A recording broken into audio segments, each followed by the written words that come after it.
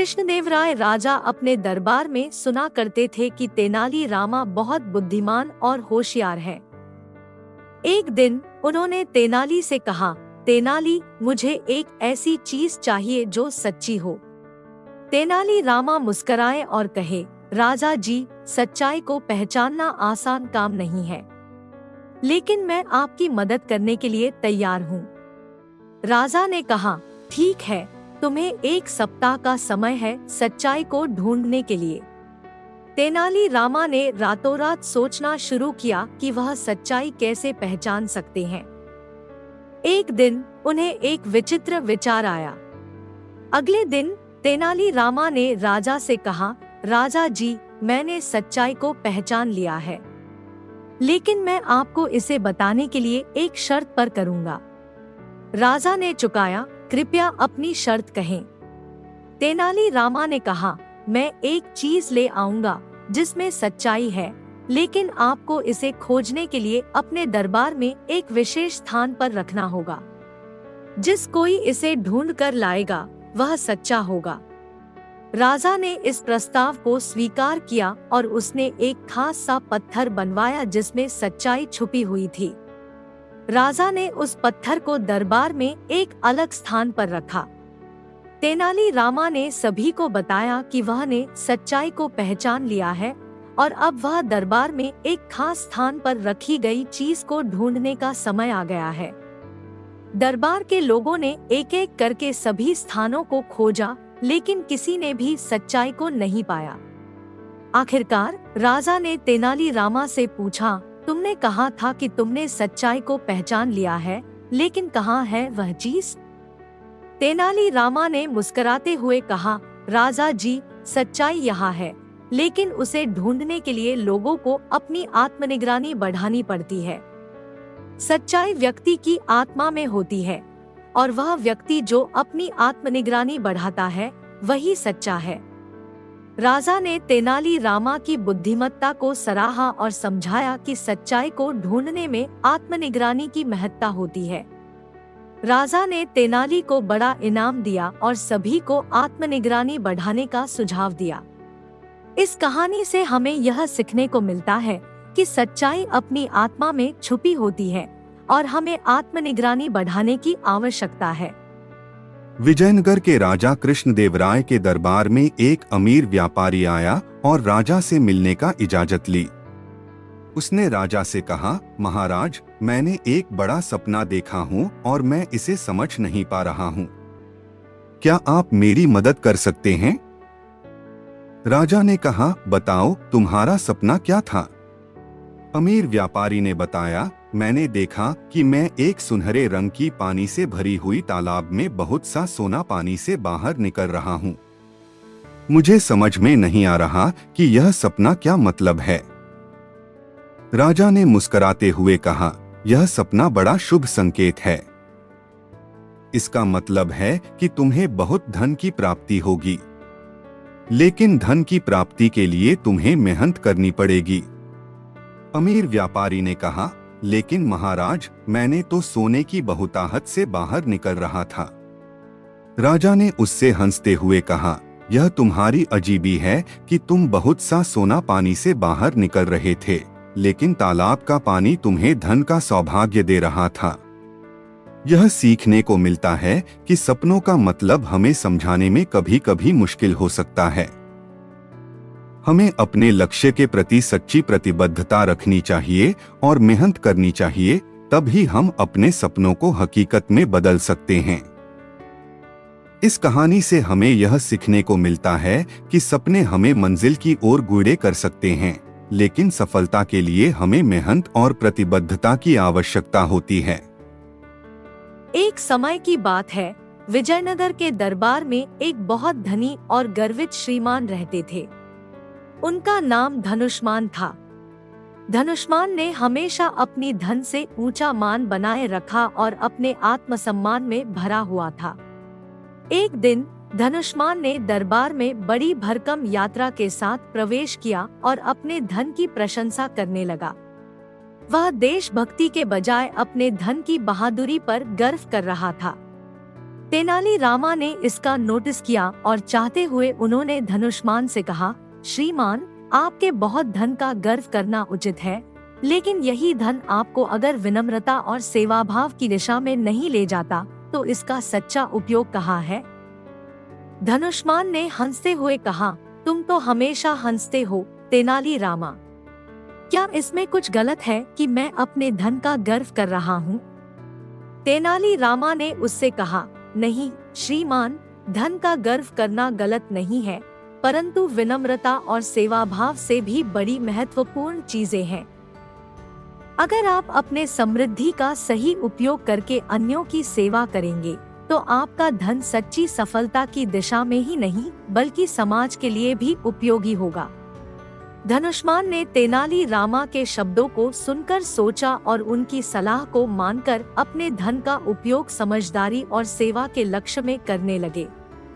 धनुष्मान की विनम्रता ने उसे एक समृद्धि भरे और समर्थ समाज का सदस्य बना दिया। इस कहानी से हमें यह सीखने को मिलता है कि धन से ज्यादा महत्वपूर्ण चीजें हमारी व्यक्तिगतता, विनम्रता और समाज के प्रति सेवा भाव है। धन का सही तरीके से उपयोग करना हमें सच्ची सफलता और संतुष्टि की दिशा में बढ़ा सकता है।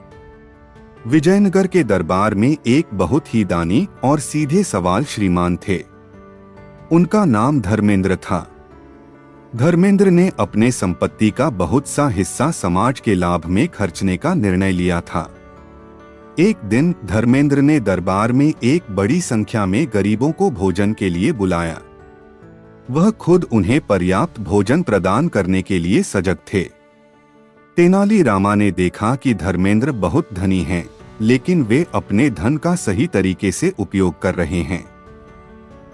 उन्होंने धर्मेंद्र से कहा, श्रीमान, आपका यह कार्य बहुत सराहनीय है, लेकिन क्या आप मुझे बता सकते हैं कि आप इतना दान क्यों कर रहे हैं? धर्मेंद्र ने हंसते हुए कहा, तेनाली रामा, जीवन में सफलता पाने के लिए हमें धन के साथ साथ दूसरों की मदद करने का भी मौका मिलना चाहिए। धन से मिलने वाली आत्मसंतुष्टि के लिए दानी होना बहुत महत्वपूर्ण है। तेनाली रामा ने कहा, आपने एक महत्वपूर्ण सीख साझा की है धर्मेंद्र जी।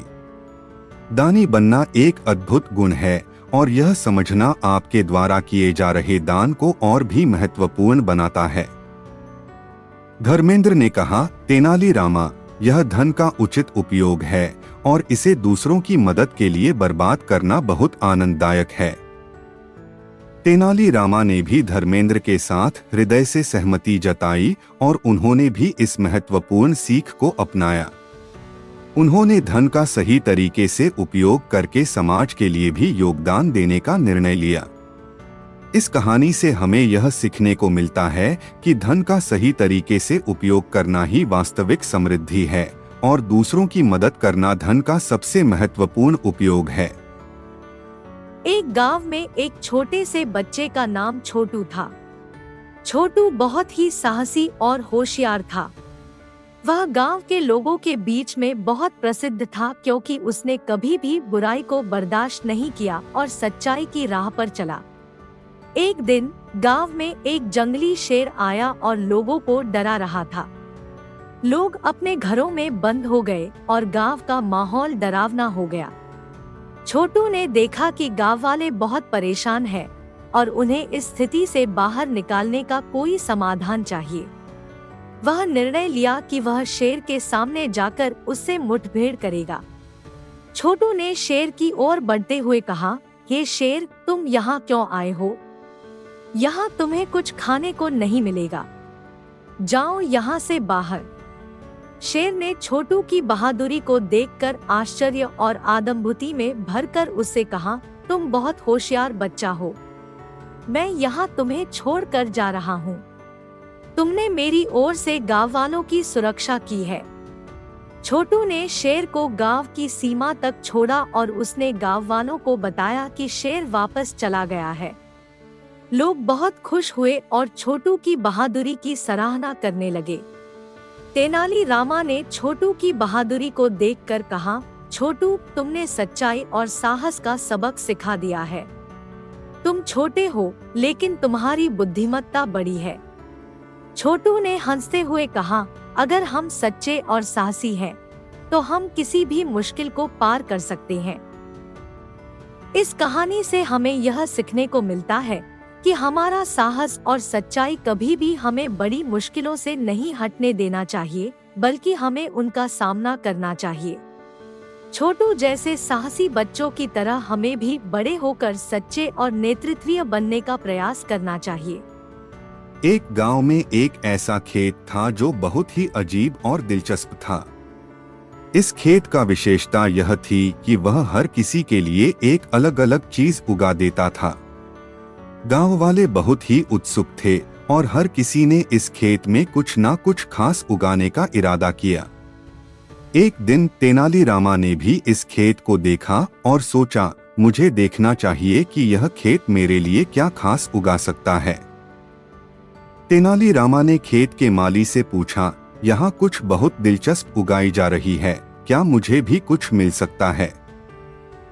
माली ने हंसते हुए कहा, आपके लिए कुछ भी उगा सकता है साहेब, बस आपको बताना होगा कि आप किस चीज की तलाश में हैं। तेनालीरामा ने सोचा और कहा, मुझे उस चीज की तलाश है जो हर किसी को हंसी में डाल सके। माली ने मुस्कुराते हुए बताया, ठीक है साहेब, आपकी इच्छा पूरी होगी। कुछ दिनों बाद जब खेत में कुछ उगने लगे, सभी को आश्चर्य हुआ। हर किसी को वहां हंसी भरी चीजें मिली, जैसे कि हंसी के फूल, टोपी जिसमें बजती हंसी और अन्य मजेदार खिलौने।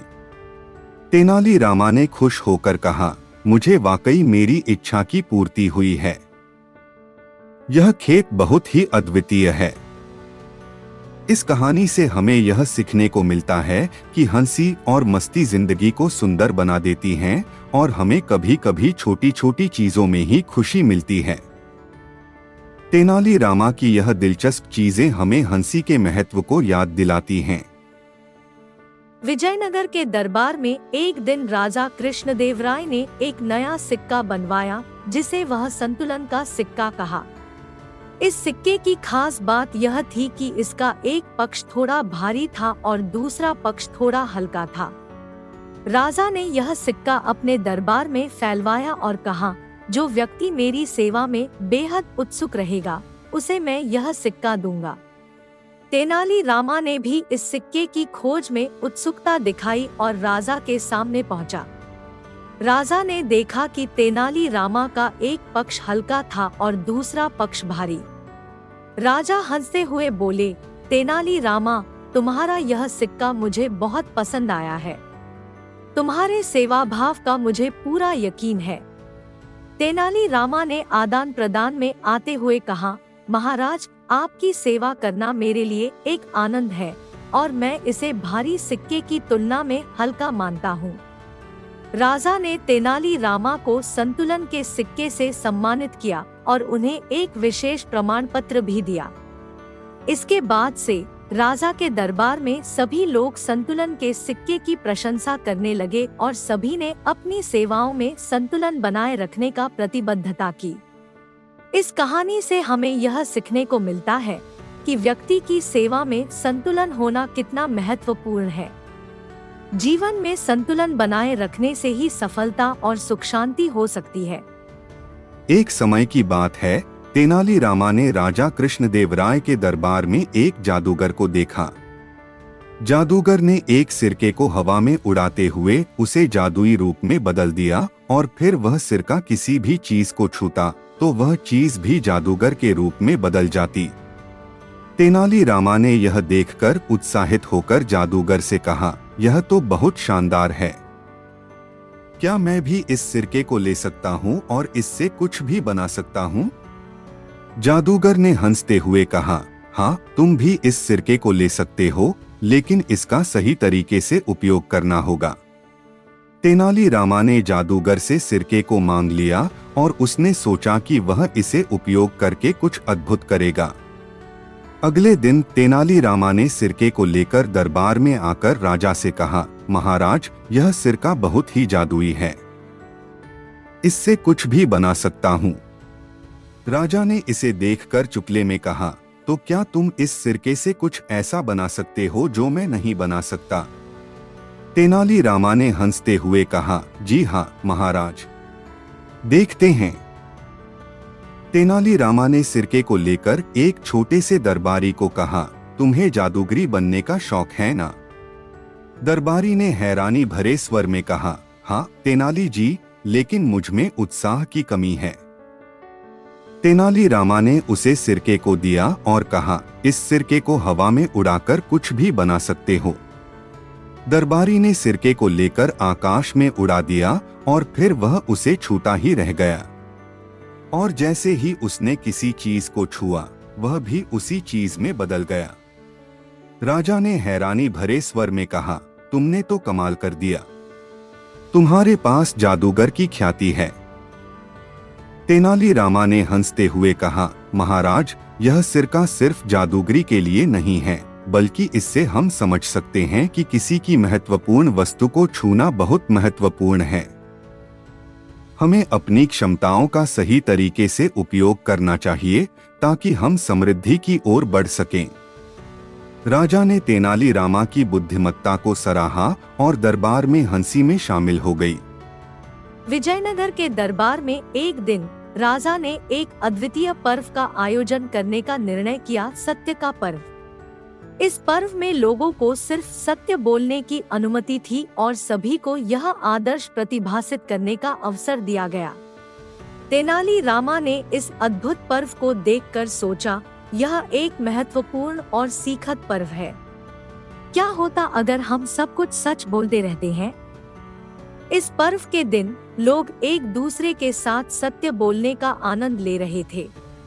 तेनाली रामा ने भी इस पर्व में भाग लेने का निर्णय किया और सभी से वाद विवाद करने का आयोजन किया। तेनाली रामा ने दरबार में सभी से एक चुनौतीपूर्ण प्रश्न पूछा, अगर तुम एक सप्ताह तक किसी भी वस्तु को छू नहीं सकते तो तुम्हें क्या कहा जाएगा? सभी लोगों ने विचार किया, परंतु किसी ने सही उत्तर नहीं दिया। फिर एक युवक ने उत्तर दिया, हमें कहा जाएगा कि हम सच कह रहे हैं और हम सप्ताह तक किसी भी वस्तु को छू नहीं सकते। तेनाली रामा ने हंसते हुए कहा, बहुत ही सही उत्तर। तुमने सत्य का पालन किया और तुम्हें इसका बड़ा इनाम मिलेगा। सत्य के पर्व के दिन दरबार में कई दिलचस्प घटनाएं हुई। एक व्यक्ति ने अपनी चोरी को स्वीकार किया और माफी मांगी, जिससे लोगों में विशेष रूप से सत्य के प्रति समर्पण बढ़ा। तेनाली रामा ने एक और चुनौती दी, अगर तुम एक बार में सभी को चुन सकते हो तो तुम किसको चुनोगे और क्यों? एक बुजुर्ग व्यक्ति ने उत्तर दिया, मैं अपने दिल से सोचकर कहता हूँ कि हर व्यक्ति अच्छा होता है और हर किसी को एक अवसर मिलना चाहिए। तेनाली रामा ने कहा, तुमने सत्य के उच्च आदर्शों को बनाए रखा है, तुम्हें भी इसका बड़ा इनाम मिलेगा। सत्य के पर्व ने लोगों को एक दूसरे के साथ मिलकर रहने की महत्वपूर्णता सिखाई और यह बात सभी को एक नए दृष्टिकोण की ओर ले जाने में मदद करी। सत्य के पर्व के अंत में राजा ने तेनाली रामा को आमंत्रित किया और उनसे कहा, तेनाली रामा, तुमने इस पर्व को और भी सार्थक बना दिया है। तुम्हारी बुद्धिमत्ता और सोचने का तरीका हमें हमेशा प्रेरित करता है। तेनाली रामा ने हंसते हुए कहा, महाराज, सत्य हमारे जीवन का आधार होता है। इस पर्व ने हमें यह याद दिलाया कि सच्चाई की राह पर चलना हमें समृद्धि और शांति प्रदान करता है।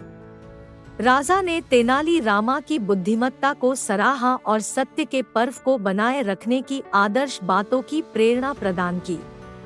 दरबार में हर कोई अपनी गलतियों को स्वीकारने और सुधारने के लिए समर्पित हुआ। सत्य के पर्व के बाद लोगों में एक नया सोचने का तरीका आया। सत्य के माध्यम से विशेषता से संबंधित मुद्दों पर बातचीत हुई और लोग एक दूसरे का समर्थन करने में सक्षम हुए। सत्य के पर्व ने एक सजग और सद्गुण समाज की दिशा में एक महत्वपूर्ण कदम बढ़ाया। इस कहानी से हमें यह सीखने को मिलता है कि सत्य और ईमानदारी की महत्वपूर्णता हमारे जीवन में हमेशा बनी रहनी चाहिए और इसका पालन करने से हम समृद्धि और खुशियां प्राप्त कर सकते हैं। इस पर्व के बाद राजा ने निर्णय किया कि सत्य का पर्व हर साल आयोजित किया जाएगा, ताकि लोग सत्य के महत्व को समझें और इसे अपने जीवन का हिस्सा बनाए रखें। विजयनगर के राजा कृष्णदेवराय के दरबार में एक दिन एक बड़ा ही गुणी और बुद्धिमान बच्चा आया। उसका नाम था आर्यन। राजा ने देखा कि इस बच्चे में कुछ खास बातें हैं और उन्होंने तेनालीरामा से इसके साथ कुछ चुनौतीपूर्ण प्रश्नों का समाधान करने का आदान प्रदान करने का निर्णय किया। आर्यन ने दरबार में प्रवेश किया और राजा से बोला, महाराज, मेरा नाम आर्यन है। मैं बहुत ही छोटा हूँ, परंतु मेरी बुद्धि बहुत बड़ी है। राजा ने यह सुनकर हंसते हुए कहा, अच्छा, तो तुम तेनालीरामा के साथ कुछ प्रश्नों का समाधान करने के लिए आए हो।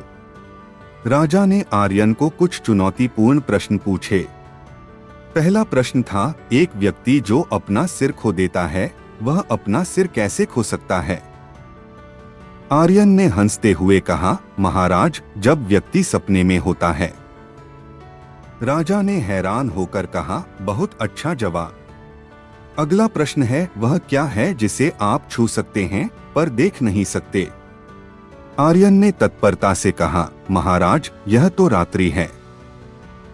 राजा ने और एक चुनौतीपूर्ण प्रश्न पूछा, क्या ऐसा कुछ है जो भूख से भी ज्यादा खाया जाता है पर भूख नहीं लगती? आर्यन ने हंसते हुए उत्तर दिया, महाराज, यह तो खाली पेट की बात है, जब आदमी अपने सपनों को पूरा करने के लिए काम करता है। राजा ने आर्यन की बुद्धिमत्ता को देखकर उसे बड़ा सम्मान दिया। राजा ने उसे विशेष पुरस्कार और एक विद्या भंडार के साथ सम्मानित किया। तेनालीरामा ने भी आर्यन की बुद्धिमत्ता की सराहना की और उसे एक शिक्षा के माध्यम से और भी उत्कृष्ट बनने के लिए प्रेरित किया। आर्यन का दरबार से विदा होते हुए राजा ने कहा, तुमने हमें यह सिखाया है कि बुद्धिमानी और ज्ञान ही असली समृद्धि हैं। इस कहानी से हमें यह सीखने को मिलता है कि ज्ञान और बुद्धिमानी हमें अगले स्तर पर ले जा सकती हैं। हर किसी को अपनी शिक्षा को महत्वपूर्ण बनाने का प्रयास करना चाहिए और यह सीखना चाहिए कि ज्ञान ही सच्ची समृद्धि की कुंजी है। इस कहानी ने हमें यह भी बताया कि हमें चुनौतीपूर्ण प्रश्नों का सामना करना चाहिए और उनका सही उत्तर निकालने के लिए हमें सोचने की क्षमता को विकसित करना चाहिए। विजयनगर के राजा कृष्णदेवराय के दरबार में एक दिन राजा ने एक नृत्य संग्रहालय का आयोजन करने का निर्णय किया। इस संग्रहालय में विभिन्न प्रकार के नृत्य और संगीत का प्रदर्शन होना था। राजा ने इस संग्रहालय को अद्वितीय बनाने के लिए तेनालीरामा से सहायता मांगी। तेनालीरामा ने राजा के आदेश पर एक बड़े सा संग्रहालय का निर्माण किया। वहां अनेक प्रशिक्षक और कलाकारों को बुलाया गया जो विभिन्न नृत्य शैलियों का प्रदर्शन कर सकते थे। तेनालीरामा ने भी अपनी नृत्य प्रतिभा से सभी को प्रेरित किया। राजा ने संग्रहालय का उद्घाटन किया और तेनालीरामा को आमंत्रित किया कि वह अपना नृत्य प्रदर्शन करे। तेनालीरामा ने राजा के आदेश का पालन करते हुए एक अद्वितीय नृत्य का प्रदर्शन किया। उनकी चुस्ती और गुणी नृत्य शैली ने सभी को प्रभावित किया। संग्रहालय का नृत्य प्रदर्शन सफलतापूर्वक समाप्त हुआ और लोगों को अद्वितीय नृत्य और संगीत का आनंद लेने का अवसर मिला। राजा ने तेनालीरामा को बहुत सीधी चित्र साधुता के लिए सराहा और उन्हें एक विशेष पुरस्कार से नवाजा। इस कहानी से हमें यह सीखने को मिलता है कि शिक्षा और कला का महत्व अत्यधिक है। राजा ने नृत्य संग्रहालय का आयोजन करके लोगों को नृत्य और संगीत के माध्यम से शिक्षा प्रदान की, जिससे समृद्धि और सांस्कृतिक विकास हुआ।